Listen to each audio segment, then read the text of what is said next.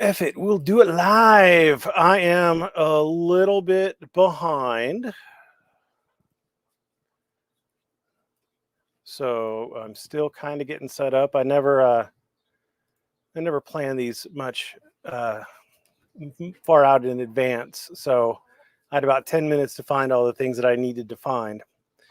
All right. What are we going to do today? We are going to start with a little James Freeman. And we want to do this like this, so less of me. All right, so I had a bit of free time today for once, and I saw an 8-minute James Freeman video, and who can resist with such a title as "Cops in air quotes help stranded motorists to death"? They helped him to death, folks. I mean, he was a good boy who didn't do nothing, and the cops went there and they tried to help him, but they just accidentally shot him or something. But we're gonna listen to this, and we're going to see how far we get through it before we spot the first little bit of stupidity, shall we? There's no reason to lie to us when we're just trying to help. The only thing I was trying to do is help. You guys could have been long down the road. Can you guys hear that, or am I going to need to go get earbuds or something like that? Could you hear it when it was playing? Hi, Alan. I guess maybe it's going to take a minute. Audio is good, so you could hear the audio on the video. Perfect. The audio on the video, huh? All right, we're gonna go back into it. Probably 15, 20 minutes ago down the road, if you would have just said, here's my ID, and been done. So what we have here is two individuals who are not suspected of a crime. Police officers pulled over. Well, see, there's the first thing. They're not suspected of a crime. Well, how do you know they're not suspected of a crime? At this point, how do you know they're not suspected of a crime? So just so that everybody is aware, we're going to go to this tab here, and this is the original video. So we know it's an Illinois trooper. There's an Illinois trooper. Where are Illinois troopers at? Well, they're in Illinois. So Illinois law would apply, and Illinois law specifically, this one right here, it's 625 ILCS, which is Illinois, and it's chapter 5/6-112. Now, I don't know why they do that. It's a really weird naming scheme. It's section 65 of the Illinois, and you could click on the link for section 5, and section 5 contains section 5 and section 6, whatever. All right, so license and permits to be carried and exhibited on demand. Huh. Every licensee or permittee, well, you probably can't see this. Oh, no, I can't see it. Where'd it go? Here we go. Can we get it even bigger? That's what she said. That's what she said. Where do we go? 113. All right, here we go. I hope everybody can see it. If you can't see it, well, that's a you problem and not a me problem. And there you go. As I like to tell the ladies, that's as big as it gets. Or gentlemen, equal opportunity. So license and permits to be carried and exhibited on demand. Every licensee or permittee shall have his driver's license or permit in his possession. I'm sure they mean, masculine and feminine. His or her driver's license in his or her immediate possession at all times when operating a motor vehicle, and for the purpose of indicating compliance with this requirement, shall display such license or permit if it is in his possession upon demand made, when in uniform or displaying a badge or other sign of authority by a member of the Illinois State Police, a sheriff, or other police officer or designated agent of the Secretary of State. So these gentlemen, they appear to be in uniform and with badges, and they've been identified as Illinois troopers, and they're asking for his license, and there's the vehicle. So can they ask for his license? Well, I'm going to go with yeah. I mean, unless James Freeman pulls a spectacular argument out of his ass, I'm gonna go with yeah. They can demand his driver's license pursuant to an Illinois statute. One thing to remember is operating a motor vehicle, despite what sovereign citizens say, it is something that you don't have an automatic right to do. The state can restrict the operation of a motor vehicle to people with valid licenses, and they can determine who does or does not have a valid license. And so they can condition the not right, but they can condition the operation of a motor vehicle on complying with various rules and regulations that you have to comply with in order to have that right to do it. Now, that doesn't mean that they can pull you over without some sort of reasonable articulable suspicion, but they can pull you over. I mean, you know, if they pull you over, they could ask for your driver's license. If they've stopped you for a community caretaking function, then that's what this is, it's a community caretaking function, then yeah, they can totally demand your license because you've been driving. That's how the vehicle got there on the side of the road. So, can I make the YouTube video full screen? Well, I probably can. Is that better? Does that satisfy you? All right. So let's go. Let's continue on. Let's see if Freeman has a well-reasoned and fully fleshed out argument as to why the officers can't demand this guy's license. Over to help. Guys, today I've got one. Well, that was just a build-in. So they pulled him over to help. Well, apparently this video starts off where he's no longer being helpful. So let's go. That's going to garner me some real hate, but I'm going to tell you what I think about it anyways. I'm going to point some things out, but here we go. This video has been posted on Police Activities YouTube channel. There's also a number of different news stations that have covered this. But first, I'm going to just go ahead and read the description so that you know the background of what's going on here. On Tuesday, May 9th, 2023, at approximately 3 a.m. on Interstate 64 eastbound at milepost 72, an ISP trooper stopped to assist a stranded motorist on the right shoulder. So we've got a stranded motorist and a cop here to help. Well, so yeah, his intention, the officer's initial intention was to help, right? But then something might have happened. I might be foreshadowing the conclusion a little bit, but something might have happened that made help not the priority of the officer. Something might have happened. What could possibly have happened? Upon arrival, the trooper encountered 23-year-old Brandon Griffin of Albuquerque, New Mexico, and 31-year-old Christine Santos in the vehicle. A second ISP officer arrived for routine assistance a short time later. When on the scene, an altercation occurred, during which gunfire was exchanged between Griffin and a responding officer. So, yeah, anytime gunfire is exchanged, there's probably some sort of a problem. The police pulled over to help, and gunfire ends up being. Yeah, and gunfire ends up being. That's so passive. Like gunfire just, you know, and gunfire happened. It just happened. Why did it happen? Well, you know, it just happened. Not Griffin pulled a gun and tried to shoot the officers and actually did shoot an officer. No. Gunfire happened. And it's probably the police's fault because, well, that's the insinuation that I'm going with. Gunfire happened. Being exchanged. This happens quite often. They're so helpful.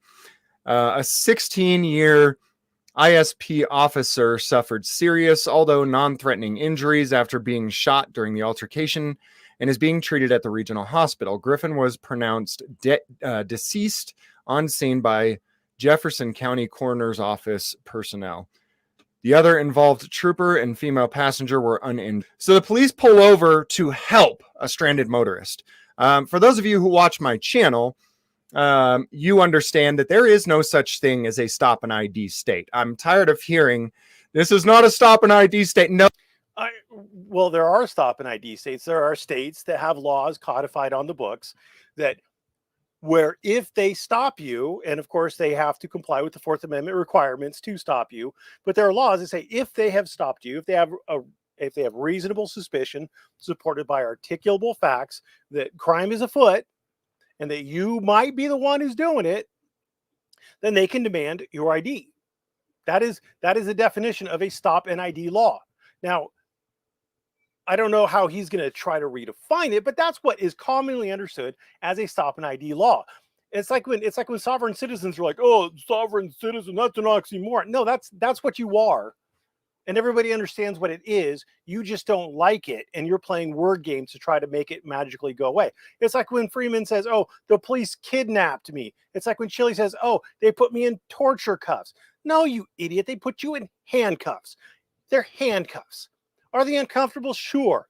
But are they classified as a torture device? No. Could you use them to torture? Yes. But that's like saying, this is my torture hammer. These are my torture nails. This is my torture belt. It doesn't, using words in a method that they're not intended to be used doesn't help anybody. It just muddies the water. No state in the United States is a stop and ID state, because that would be a violation of the Fourth Amendment. You mean except as determined by the Supreme Court, where they said that the stop and ID law in Nevada was, since it was based on reasonable articulable suspicion, it was constitutionally valid. It was not a violation of the Fourth Amendment for them to demand Hibble's driver's license. It was not a violation of the Fifth Amendment for them to demand Hibble's driver's license, his ID, his name, his address, etc. Unless you are suspected of a crime. Unless the cop has reasonable suspicion and articulable facts that would lead a reasonable person to believe that crime is afoot. They don't have to suspect you of a crime. They have to have reasonable suspicion supported by articulable facts that crime is afoot and that you might be the one doing it. That's it. You don't have to give ID. Well, that's great advice from a non-attorney. You don't have to give ID. Well, how do you know, James Freeman, if they have reasonable suspicion? How do you know? Show me your magic 8-ball that tells you if the officer who has demanded your ID has or does not have reasonable suspicion. And are you willing to gamble a jail sentence on it, or a fine, or the thousands of dollars potentially in attorney's fees if you don't have a public defender? Is that a gamble that you're willing to make? And why are you making that decision for other people? Why are you giving people that advice when no one can tell if that officer has reasonable suspicion, not even the officer, until a judicial officer makes a determination of whether or not at that point the officer had reasonable suspicion? Riddle me that, Batman. But police, oh gosh, they just love to help. There's a lot. Oh gosh, they just love to help. You know what? Police don't like to get shot at. Police have this chronic allergy to lead, and they don't want to get shot at. And, I'm not the world's biggest fan of police, but I am very sympathetic to anyone's desire to not be shot at. And I find that in dealing with police, not shooting them is, generally speaking, #not all, a pretty good prevention from getting shot at by the police. This one simple trick will blow your mind to not get shot by police. Don't point a gun at them. Don't pull the trigger. Oh, fucking hell, this guy kills me. Missing from this video too, and I've scoured. There's a lot missing from it. Oh, like what? Context? But what more do you need besides the cop figures out that this dude has a warrant, comes back to make the arrest, dude freaks out, pulls a gun, and shoots one of the cops. What other context do you need? What are we missing there? Oh, well, only if we knew why he shot at the cops. Well, yeah, it's because they were trying to arrest him. The internet. Sorry, and I've scoured the internet trying to find this entire body cam footage. Of course, I could request it myself, but I'm way too lazy to do that. He's not way too lazy to do it. He knows it's not going to back his bullshit narrative. He knows it's not going to back his narrative. That's why he's not requesting it. We know what happened. We know what happened. Here's the local news. This is New Mexico. You might have noticed that where was it? Brandon Griffin of Albuquerque, New Mexico, right? Brandon Griffin, Albuquerque, New Mexico. Should have taken a left at Albuquerque. Well, Brandon Griffin, an Albuquerque man wanted for a shooting in southern New Mexico, got into a shootout with police in Illinois and was killed. The chaos unfolded Tuesday on the side of the freeway near Mount Vernon, Illinois. It started a few minutes earlier when a pair of Illinois state troopers stopped alongside Interstate 64 to help a couple in a broken down SUV. Red flags were raised when the man and woman in the car gave false identities. Yeah, that does tend to raise flags. Finally, the trooper got the man's real name, Brandon Griffin, and learned that he had a warrant out of Lincoln County, New Mexico. Griffin was accused of trespassing on private property and firing shots at the property owner. He then failed to show up to court. He was with his wife, Christine Santos, at the time, the same woman with him in Illinois. Is that enough context for you there, James Freeman? Can you kind of put the pieces together as to what was happening? There was a fucking felon on the loose who was trespassing, and you know what? You should be big about respecting people's property rights, Mr. Libertarian, James Freeman. And he was shooting at the property owner. Again, you should be against that, right? What should we do to stop people from trespassing on other people's property and from firing shots at the property owner in an attempt, presumably, to kill him, since he wasn't firing spitwads? Explain it to me. It's a fucking felon with the firearm, a fugitive from justice felon with a firearm. Like, what magic cantrip do you need to understand that these cops were dealing with a dangerous man? So I'll show you what we've got here. It starts out with the officers talking to him, saying that they're just trying to help him. There's no reason to lie to us when we're just trying to help. They're not saying we're just trying to help you. They're saying there's no reason to lie to us. That was the false identity, James, with your little smug look. That was the false identity. They gave him a false identity, which may or may not be a crime in the state of Illinois. But they certainly haven't given up their IDs, and they are required under Illinois state law to offer up their IDs on demand. The only thing I was trying... Oh, and for the record, for those of you who believe that because they didn't have reasonable suspicion of a crime, we're going to start here. This is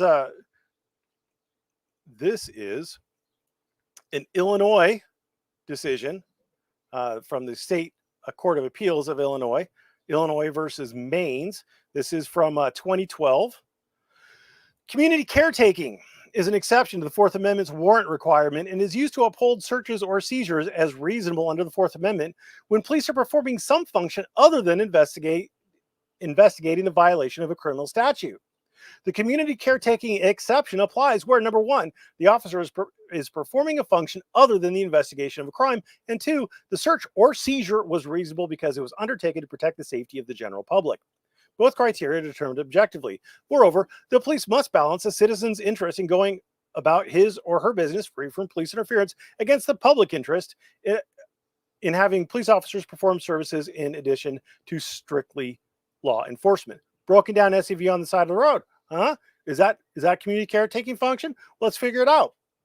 Viewed objectively, the evidence presented in this case, i.e. People versus Maines, demonstrates that the defendant was driving a malfunctioning vehicle down a multi-lane road with a moderate traffic. His emergency flashers were on. He was traveling at a very slow rate of speed, nearly 10 to 15 miles per hour under the posted speed limit. He then pulled into a private driveway and began examining the vehicle's engine. So he was pulled over on the side of the road in a private driveway. This guy, Albuquerque guy, Brandon Griffin, he wasn't even in a private driveway. This guy's out of his vehicle, looking under the engine's hood, not driving, on a private driveway, examining the vehicle's engine. From these facts, it is objectively reasonable that Kaplan, the cop, would stop to check on defendant to see if he required assistance. The malfunctioning vehicle, the defendant's slow rate of speed on a well-traveled road, presented a danger to other motorists. And having a vehicle parked along the side of a highway is also a hazard. That's why they don't let you park there. That's why they'll tow you if you park along the side of a highway like that. Although defendant had removed the vehicle from the public roadway by the time Kaplan pulled up behind him, Kaplan could not have known whether the driveway belonged to defendant, and the vehicle's return to the public roadway would have renewed the danger to other motorists. And then see this other case where the officer stop of the defendant was justified under the community caretaking exception because the defendant's actions of pulling his vehicle to the side of the road and switching positions with the passenger gave the officer reason to believe the defendant might need assistance due to a mechanical problem or other emergency. The fact that Kaplan, the cop, asked for defendant's identifying information does not necessitate a conclusion that Kaplan was conducting a criminal investigation, as an officer may request identification from an individual even during a consensual encounter. Knock it off.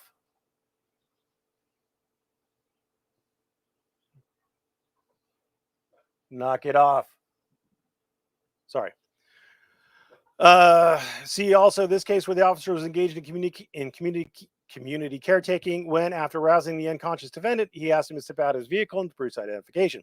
Further, Kaplan's asking for defendant's identifying information had the safety benefit of allowing Kaplan to know who he was dealing with should defendant attempt to harm one of the officers or flee.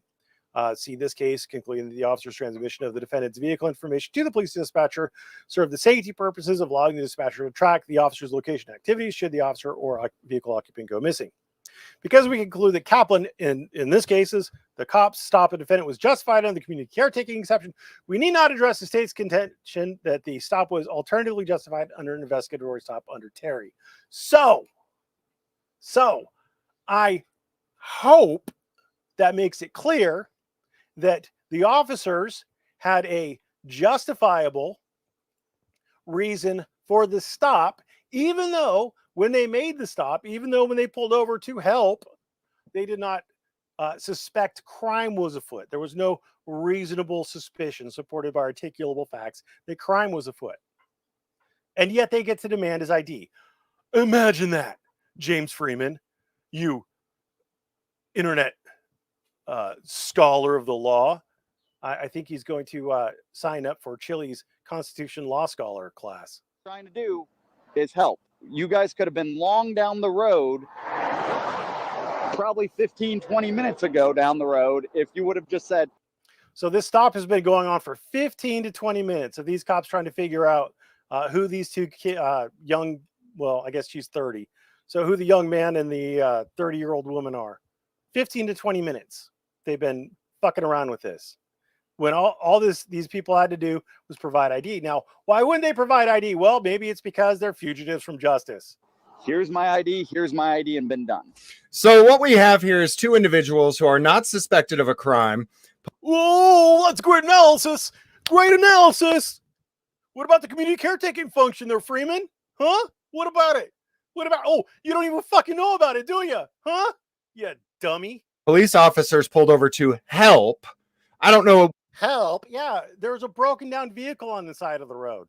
They probably were going to see if they could call a tow truck or something. Help. Make sure that no one was injured. Help. Except it happened to be occupied by fugitives from justice. What it was. I don't know if it's a flat tire or what's going on, but either way. And this ridiculous police officer is saying, if you had just given me you. He's ridiculous. How dare a police officer suggest that people should comply with the written statutes of the state that they're in? How dare he? How unreasonable of him. You are unreasonable, sir, for being a police officer and trying to enforce the laws of the state you're in. How dare you? Given me your ID, you'd be on down the road. Why do you have to give your ID to be helped by a police officer? You don't have to give your ID to be helped by a police officer, but the police officer has the right, if you've been stopped under a community caretaking function, to demand your ID. Or if he's pulled you over for some sort of a traffic infraction, he also has the right to demand your ID. And you have an obligation under Illinois statutes to give him your ID. That's why.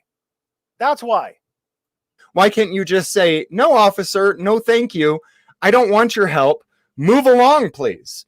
Why can't you? Because there's a fucking statute that says you have to.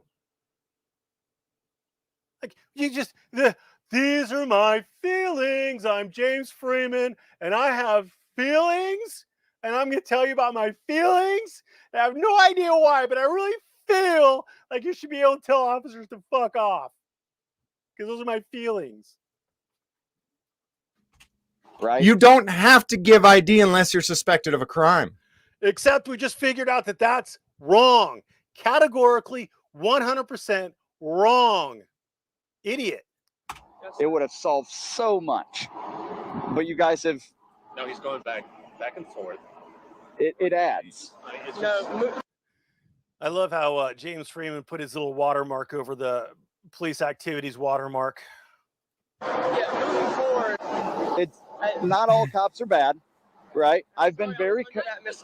Not all cops are bad, but these two cops are trying to demand ID out of two people that have not committed a crime. Which, Not committed a crime, except being fugitives from justice from New Mexico, where they skipped out on bond, right? It was skipped out on bond. He failed to show up to court. Yeah, he jumped his little bail bond, and he's accused of apparently trespassing and maybe attempted murder or something like that, shooting at somebody. So yeah, I mean, not committed a crime. They're not committed a crime, folks. Oh, and they're failing to supply their ID to the police, which is a violation of Illinois state law. So yeah, not committing a crime, according to James. Thank you, Maestro. which by default makes these two bad cops. Wow. James Freeman has proclaimed it, folks. These two cops are bad cops because James Freeman has zero fucking understanding of the law. He can determine who's a good cop and who's a bad cop. Oh, it's okay. Now, I'm not saying that these two individuals in the car are good people.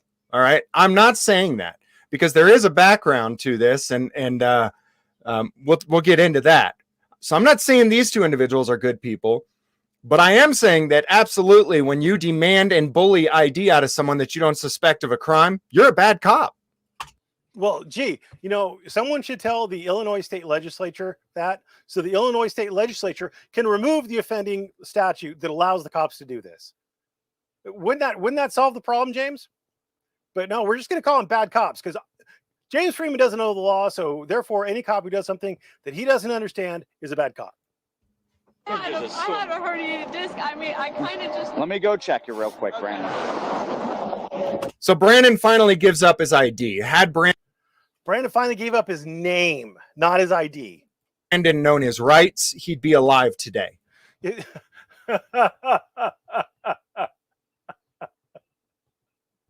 Oh my fucking God. Oh my fucking God. It's fucking weird to me. It just blows my mind how people who are this ignorant of the law feel like they can give legal advice. And he's sitting there sure of it. Like James Freeman fucking knows when he's sitting there right there, he fucking knows that if this Brandon dude knew his rights, he'd be alive today. Well, first of all, no. But second, if Brandon knew how to not fucking trespass and how to not fucking shoot at people, Brandon would be alive today. If Brandon knew how to not resist arrest and pull a gun on a cop and shoot at a cop, Brandon would be alive today. There's a lot of things that actually would work to save Brandon, but blaming these cops for this, again, I'm not the world's biggest fan of cops. I'm not a huge fan of this whole officer safety thing that the cops like to rely on so much. But these guys, I'm not seeing it. I'm not seeing it, James. You're not convincing me. Again, I believe that Brandon is at least suspected of doing something probably pretty bad in Albuquerque, but something probably pretty bad. He fucking shot at somebody, dude. And he jumped his bond. Like something pretty bad, probably pretty bad. I'm going to hem and haw to make it seem like these cops weren't justified. He fucking shot at somebody. Why are you minimizing it? Fucking Christ. Either way, had he... By the way, I had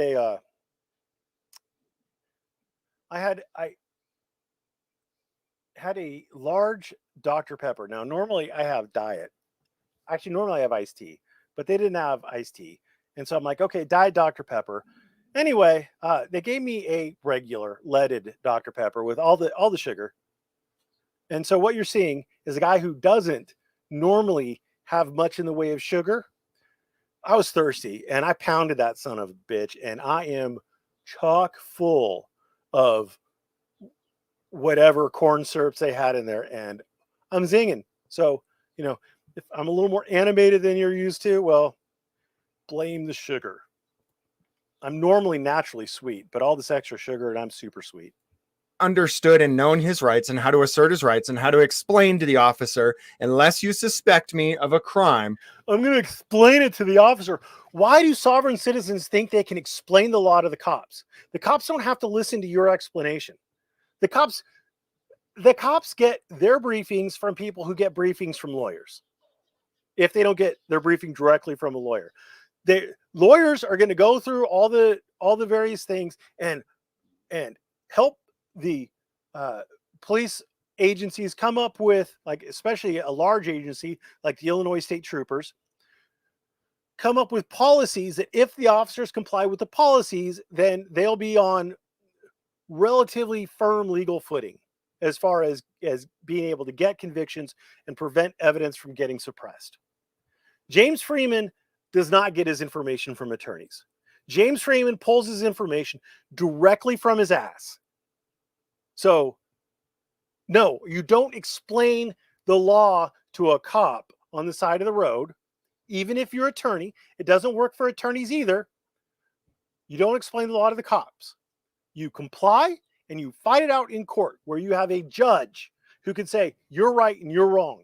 Because out there's two people. There's you and the cop. The cop has the gun, the badge, the authority, and the desire to enforce his will upon you. And the belief that he's right. Every human being believes that they're right, and you're not going to convince him otherwise. It is asinine to try to explain to cops why they're wrong. You have no legal and lawful right to ID me. And had he asserted that right, Brandon would be alive today. But eventually, again, bullshit. He finally gives in. He gives the officer his ID. The officer goes and runs him. There is a warrant on Brandon. Whether he knew about it or not, I don't know. But I think he knew about it because he failed to appear. So, yeah, he had been processed. He had a court date. He failed to appear. I'm pretty darn sure he knew about it there, Freeman. Pretty sure it wasn't just an oopsie doodles. But there is a warrant on Brandon.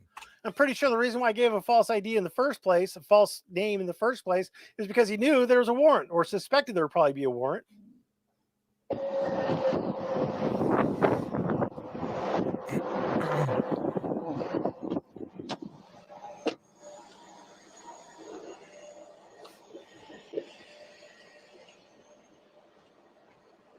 All right. Look at this mean, terrible cop coming back. Boy, the cop, look, he has his gun out and everything. Oh, wait, no, he doesn't. He's fiddling with his radio. Hey, Brandon. Hey, how you doing? All right. I want to have you turn around for a minute. All right. Turn. No. Oh, why are we blurring this out, Freeman? Why are we blurring this out? Oh, that's kind of weird. Why are we blurring this out? Because Please. Out of the car. Charges to you. Hey, Brendan. We're done. No, Hey, I'm not Brandon. going in cuffs. Brandon, we're not doing this. Brandon. Listen to me. Hey, Brandon, I'm not. we're done. I'm not going in cuffs. Hey, Brendan. We're Stop, done. Stop. No! Brandon, No! stop. Brandon. so you can get a good idea of what's going on. I'm going to go back to Freeman's video, but you can get a good idea, damn mosquitoes, of what's going on based on the actual police activity video, who don't blur it out, weirdly enough. I'm not Brandon. going in cuffs. So because Brandon gave ID Oh, what's going on? Like, we did a jump cut. Now what's going on here, buddy? when he didn't have to, they run him. They find out he's got a warrant. They try to arrest him. Brandon struggles. He's pretty damn tough. He fights off these two cops, jumps in the car, grabs a gun, shoots one of the cops, and then the cops shoot and kill him. I'm not going to show the entire violent altercation. I do have a link. So what? It's totally cool that Brandon shot at the cops, or what? Like, is that cool? Is that acceptable? Like, what are the cops supposed to do? Cops, quote, help stranded motorist death. No, cops attempt to help a stranded motorist. Turns out stranded motorist is a felon on the run who attempts to shoot and does shoot one of the cops. Resists arrest. Like misleading much? Like burying the lead ever so gently? In the description so you can go and watch the whole thing yourself. It'll be interesting to find out exactly what this warrant, what happened in the situation that this warrant was for. Police. Well, that was tough. That was tough for me to figure out. I mean, boy, you know, it's not like here's a fucking news channel who posted this on May 12th. Posted on May 12th, and today's the 16th. Freeman put up this video. Where are we at? Show more.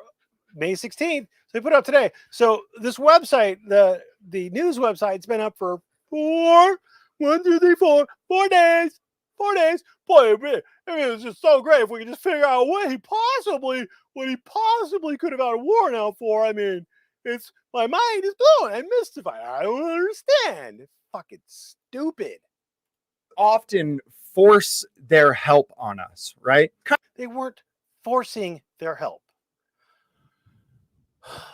If he said, I don't want your help, well, they could have just demanded his ID and then wrapped up their community caretaking function and gone on their way.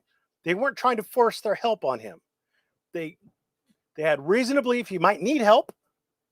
They stopped to help. Before helping, they demanded his ID as they were entitled to, and he did not provide it as he was required to under Illinois state law.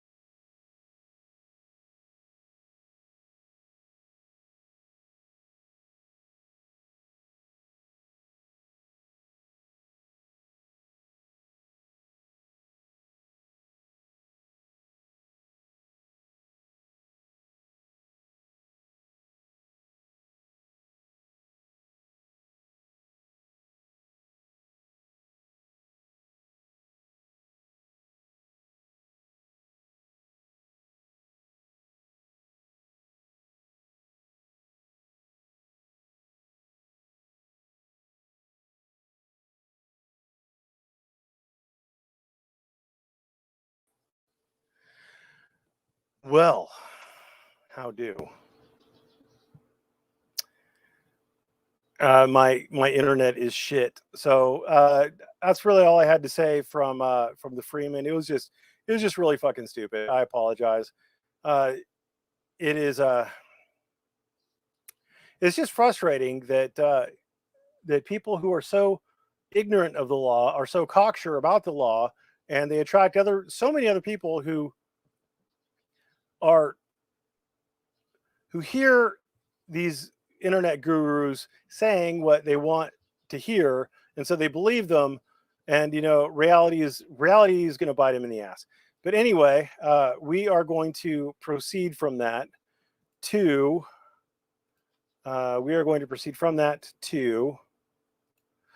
a filing from Decastro versus Wagner. Let's see if I can't make this big. That's again what she said, because that joke never gets old, right? All right.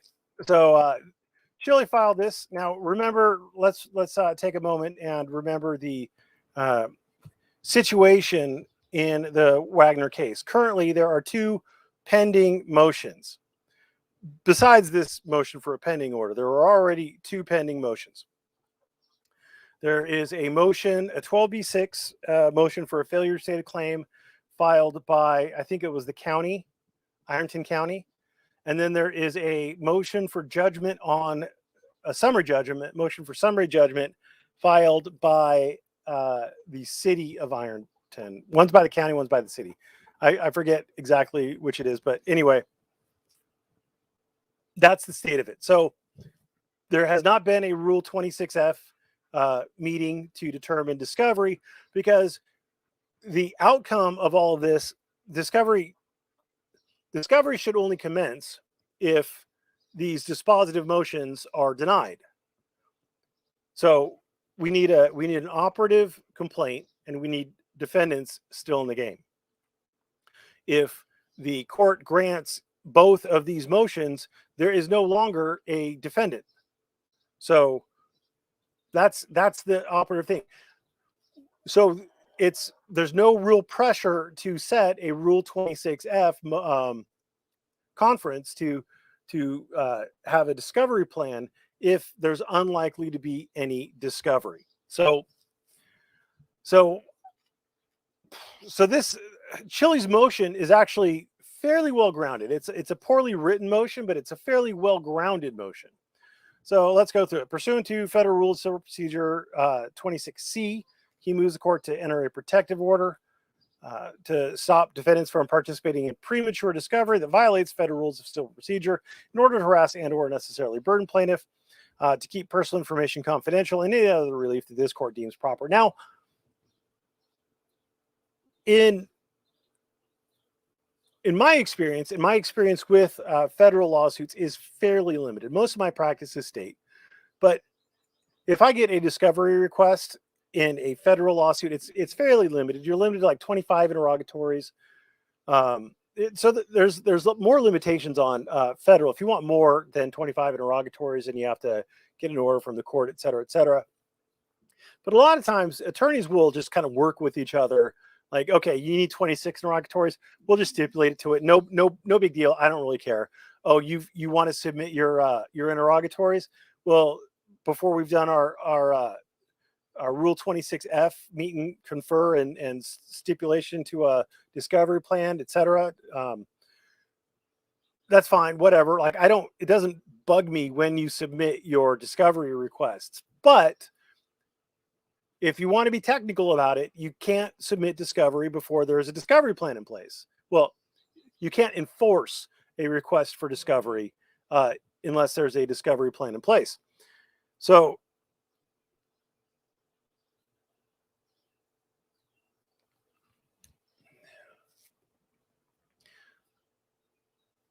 sorry, that distracted me for a second.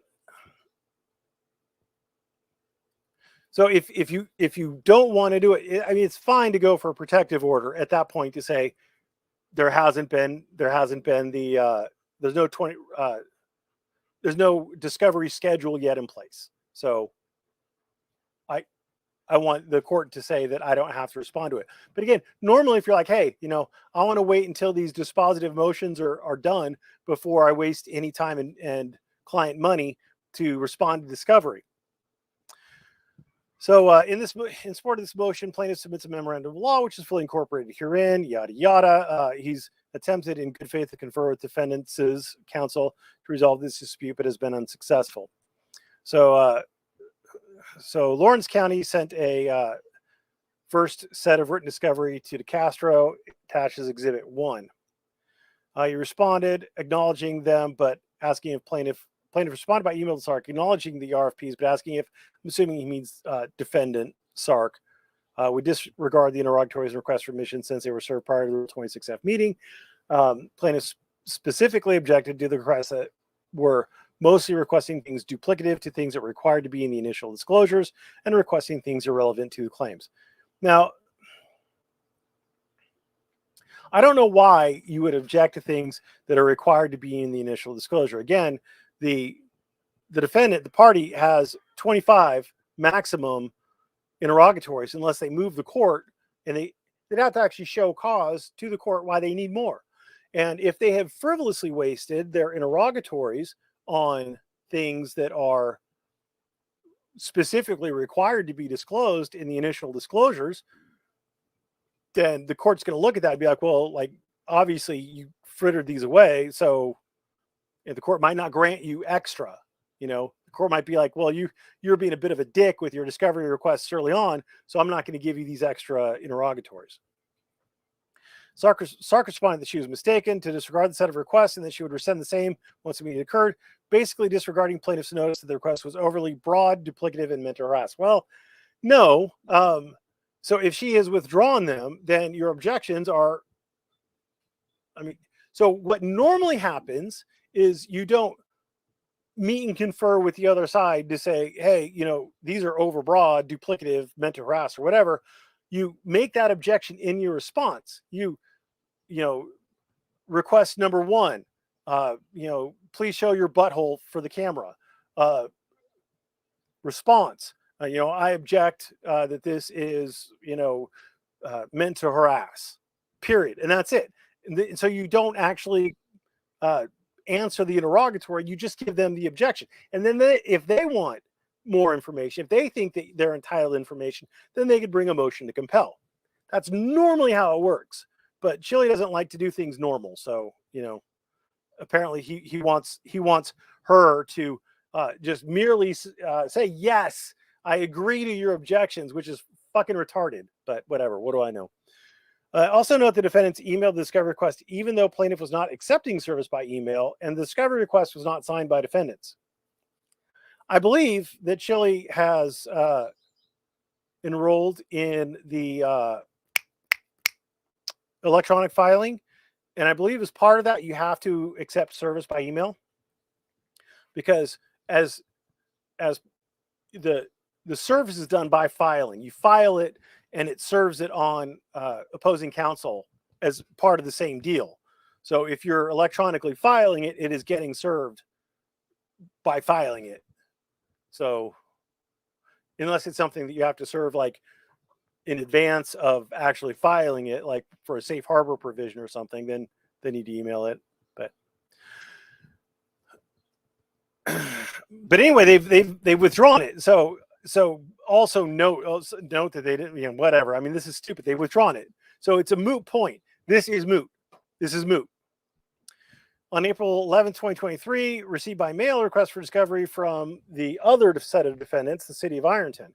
Frick's request was less duplicative, and it didn't seem to have any questions meant to simply harass and embarrass plaintiff, so plaintiff has not attached it. However, the request contained interrogatories and requests for admission, which was prior to Rule 26F meeting in violation of FRCP 2061. Plaintiff decided not to respond at all because it wasn't worth typing up a reply letter.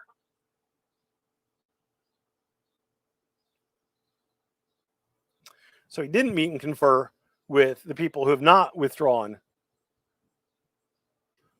He didn't meet and confer with the people who have not withdrawn their discovery request. So he's asking for a protective order. He's like, okay, these two people both sent me discovery in violation of FRCP 26D, whatever. These people withdrew it. This discovery is still outstanding. I have not met and conferred with these people. I have met and conferred with these people. The people I met and conferred with withdrew it. The people I didn't meet and confer with didn't withdraw it. And I'm going to include the withdrawn discovery requests and ask for a protective order against the discovery requests that I haven't shown the court. But by the way, these aren't really duplicative or meant to harass like the ones that I am showing the court were. So give me the protective order. And I think Chille thinks that makes sense. It doesn't, but I think he thinks it makes sense. So then he received an email from Nate Rose. Oh, okay, so all right, maybe we're going on. Saying the plaintiff had missed a responsive deadline, and it was on defendant's calendar for May 5th. Plaintiff responded essentially the same as to the other defense counsel, asking whether plaintiff should disregard the requests in violation of federal rules, or if there was any reason why plaintiff shouldn't file a motion for sanctions. Yeah, because you won't get it. So he replied, we're happy to schedule Rule 26F conference. Please provide us with times in the next 2 weeks that work for you and a phone number to reach you, and we can confer regarding a discovery plan. Now, I think Frick is being a dick, to be honest with you, because there are two dispositive motions that if they're both granted, well, if the one for the city of Ironton, if their motion for summary judgment is granted, why do they need discovery? My thought is that they are doing this actually to harass Chille. It really is my thought. I don't think that these are really well intended. So although Frick's request for discovery was properly served by mail, it was also not signed by defendants. There was what could be considered a digital signature for e-filed documents, but the discovery requests are not e-filed with the court. I don't think the court's going to really care about that. Plaintiff has made no claims related to any of the following: 1, reduction in income; 2, taxes paid; 3, mental or emotional injury; 4, physical injury; 5, loss of employment or wages. Now, in the complaint and in the first amended complaint, he alleged damages. He said he was injured, but he didn't say how, in the amount of, I don't know, he's asking for like $5 million, something like that, in general damages and specific damages. And I think he asked for punitive and exemplary damages, which are the same thing. But, you know, again, what do I know? I'm just an attorney. So in order to have damages, there actually has to be injury. And injury typically comes from a loss of income. You could show loss of income by showing what you were earning, i.e. by taxes, and then showing what you're earning now. And the disparity between the two would show, or, you know, if you claim the injury, you claim the loss of income in like 2022, you can show your 2021 taxes, show how much you're making in 2021, show your 2022 taxes, show that you made less money in 2022. And that would be a way that you could prove the loss of income. So 1 and 2 are both related to loss of income. Number 3 is mental or emotional injury. Well, okay, so that's another way of showing harm. You have medical bills from a medical professional, a mental health professional, like a psychologist or a psychiatrist, or even a therapist would probably be sufficient to at least show some mental or emotional injury. But that's how you would get paid. You'd be like, look, I paid the doctors, you know, $10,000 for treatments of my of the post-traumatic stress disorder they gave me, and so now I'm entitled to that $10,000 back, and the general damages that are associated with that, which are typically some sort of a multiple of the specific. For settlement purposes, I usually multiply it by 3 to get the total amount of what you would normally expect for specific and general damages as a total. He said, no physical injury. Okay, well, we're really running out of things. You know, physical injury, you can show doctor's bills. That's your specific damages. General damages are, again, generally speaking, a multiple of that for pain and suffering, humiliation, embarrassment, loss of consortium, yada, yada. And then loss of employment or wages, which is, again, same as reduction in income or taxes paid. So it's not mental injury. It's not physical injury. And it's not loss of wages. How the fuck were you? What are your damages? Just the injury, just the damage to your iPhone? Like, is that the only damage you're claiming? You have to prove damages. Damages are an element that you have to prove. You have to prove that you were injured, that the defendant was the legal cause of that injury, that they had some sort of a duty to not injure you in that way, and how much they injured you, i.e. damages. You have to prove that. That's part of what you have to prove to the court. Even if you get a default judgment, you have to prove to the court how much you were injured. It's a prove up hearing is what we call it colloquially. Other places might call it something different. It's a prove up hearing. And that's where you go in front of the court and you show the court all your evidence of how much money you've spent, and the court can make some inferences from how much money you've, like if you spend $1 at the doctor all he does is prescribe you Tylenol, well, the judge can say, well, you didn't have that much pain and suffering because you only got Tylenol. But if you spent 6 months in intensive care, you lost 2 legs, you're going to be on some sort of a heavy painkiller for the rest of your life, then the judge can be like, oh yeah, that's a ton of pain and suffering. Look, you can't use your legs anymore. You can no longer dance or skate or whatever. I mean, this is a whole lot of general damages, right? But so I don't even know what, like Chille has no idea that he's shooting himself in the foot, proverbially speaking, by saying that I don't have any claims of damages related to reduction in income, mental or emotional injury, or physical injury. I mean, you don't have shit left, dude. You don't have property damage. And property damage only entitles you really to the value of the property. I mean, I guess technically you could get punitive damages on property damages, presumably, but you're not going to get pain and suffering off of property damages. It's stupid. I'm not going to go through his vague memorandum of points and authorities. Normally speaking, you don't just cite cases in a memorandum of points and authorities or memorandum of law, depending on how you want to say it. You lay out the facts, you apply case law to those facts, and show the conclusion the court should reach if it applies the case law that exists with the facts in your case. That's what a memorandum of points and authorities is for, and he doesn't do it. So this is what Lawrence County served. Now remember, they've withdrawn these, but these are some pretty shitty questions. So request for admission number 1. When you were arrested on March 29th or 31st, I guess he was arrested 2 dates, 2022, the Ironton police took possession of your cell phone. Admit or deny? So you'd probably admit it. You have voluntarily disseminated information on YouTube, Facebook, and other social media platforms regarding controversies involving police officers and government officials in Lawrence County, Ohio. Now, this one is a little bit more questionable. These things don't have to be necessarily admissible, but they have to be reasonably calculated to lead to admissible evidence. And what sort of admissible evidence are they going for? What element of any of these things does this particularly address? Just because he disseminates information regarding controversies involving police officers in Lawrence County, what does that have to do with his injuries? Lawrence County Sheriff's Office, yada, yada, yada, never possessed your iPhone 12 Max Pro. Okay, that's not bad. The amended complaint does not name John Chapman, James Doe, and or Lawrence County as defendants. That's a really good one.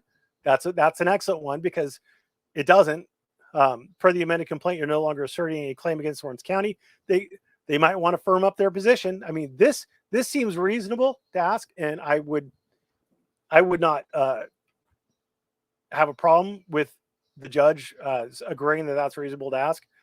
Per the amended complaint, you're no longer asserting any claim against James Doe, John Chapman.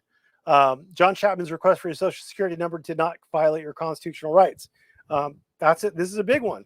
It didn't violate Chille's constitutional rights, but they want Chille to admit it. If they don't, well, then there's a issue of law, I guess. I don't know why they really care about it.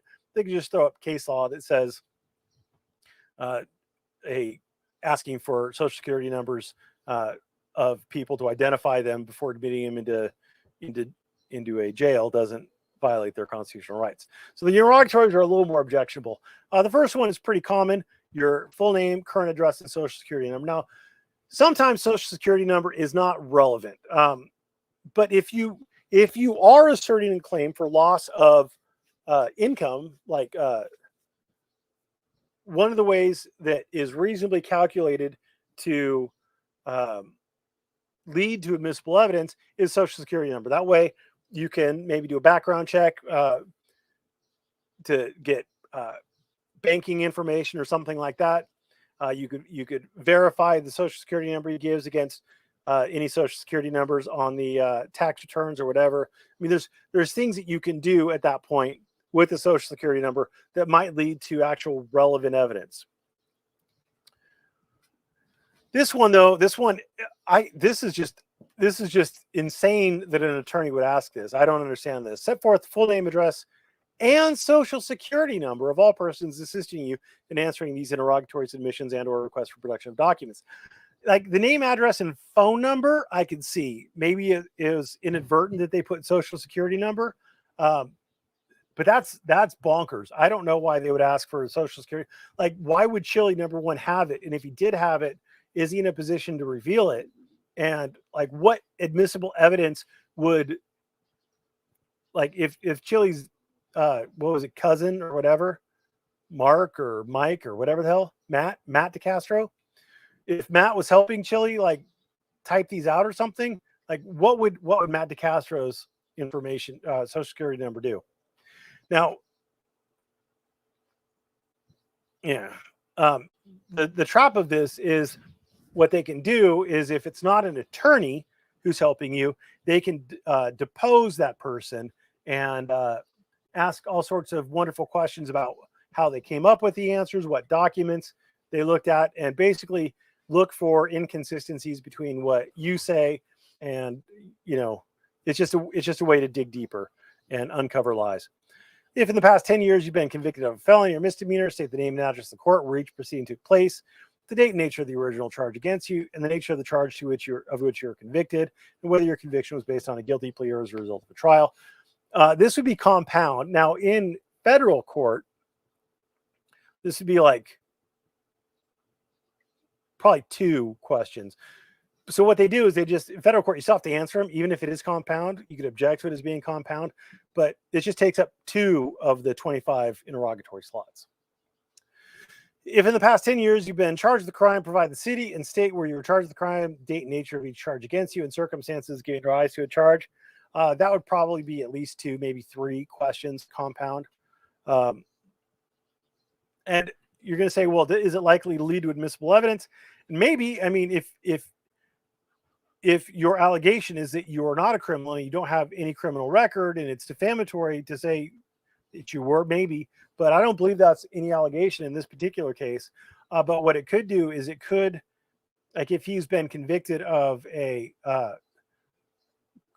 crime involving dishonesty, moral turpitude, that might, like a fraud or tax evasion or something like that, where you're lying, where you're committing perjury, that might have an effect. That might be useful and relevant information.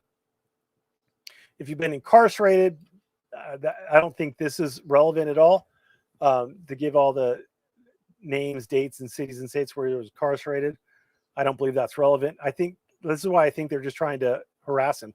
I really do think this was just intended to harass him so they could show the people of Ironton and Lawrence County how shitty of a person he is, who says he doesn't have a criminal record, but look at this massive criminal record that he has to admit to. If you've ever been the party to a lawsuit, and this is relevant information. If you've ever been a party to a lawsuit, that is likely to lead to relevant information. If you make all these sorts of claims all the time, that might be something where they can get this dismissed as a vexatious litigant kind of situation or something like that. And then they're asking him to identify all of his physical, mental, or emotional injuries. Again, this goes towards, like, what are your damages? You say you have these damages, but you don't say, like, what kind of damages they are. Like, you didn't say, like, Lawrence County broke your arm or anything like that. You didn't say Ironton County raped you and left you with post-traumatic stress disorder. You're not saying what the injuries are. So they're fishing for injuries at this point. With regard to the injuries, state the medical practitioner who attended you, yada, yada. All this is likely to lead to relevant admissible information. If you've been confined to a hospital, yada, yada, that's likely to lead to relevant. Give the name, address of each hospital, relevant. If their injuries are, so if there are any injuries which were pre-existing and they just aggravated, again, that's relevant. If there was a pre-existing condition and they just aggravated it, you'd obviously be entitled to less money than if it was a brand new injury. If you only had 80% of your neck mobility and Lawrence County injured your neck with a neck crank or something like that, and now you only have 70% of your mobility, well, that loss of 10%, it's only a loss of 10%, not a loss of 30%. And so, it would reduce the amount you might be entitled to. Theoretically, it would reduce the amount you're entitled to. Then they're looking for his jobs, his employment record. That's, again, going to damages. Your gross income, that's going to damages. Who you're going to call as a witness, this is normally something that you would have to disclose anyway. But he's also going to be obligated to disclose this stuff in the initial disclosures, as well as the name and address of everybody who is likely to have firsthand knowledge of the events, that he's aware of. So this is a wasted one, but whatever.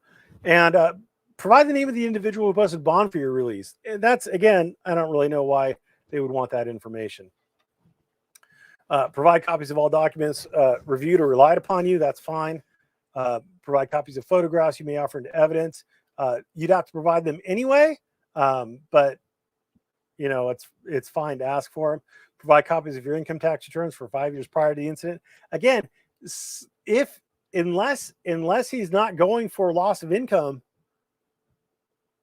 this is relevant. I mean, this is how they could figure out his actual damages. The records, the hospital records, again, that would be relevant if he's claiming any sort of physical or mental or emotional injury. Any exhibits not otherwise requested that you may use it at evidence at trial, they'd have to disclose these anyway, so I don't know why they're wasting it. Any and all documents supporting any damages claim. That's a pretty broad one, but yeah, I mean, they get to fish to try to figure out what he's basing his damages on. So it is. They're playing shitty games, and at the end of the day, I don't know that the court is going to grant the protective order. My best guess is that Lauren, who is it? Ironton still has one out. Whoever has the outstanding one, I think it's Lawrence County. No, it's Ironton who has it out, because Lawrence County is the one who we just read, right? Yeah, Lawrence County is the one we just read. So it's the city of Ironton that still has discovery pending.